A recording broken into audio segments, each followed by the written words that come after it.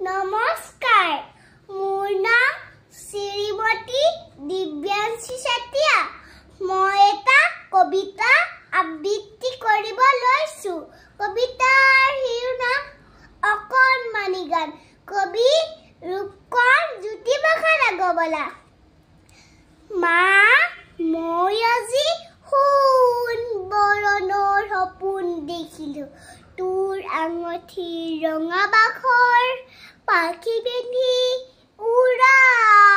দেখিলো মা ও মা তোৰ যে মা ৰঙা বগা হালধীয়া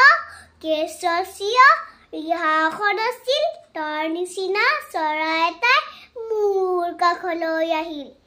মা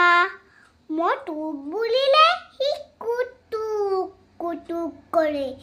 আৰু ঘূৰ বুলিলে লৰ মাৰিকৈ ফুৰ ফুৰ কৰে বুজিছ মা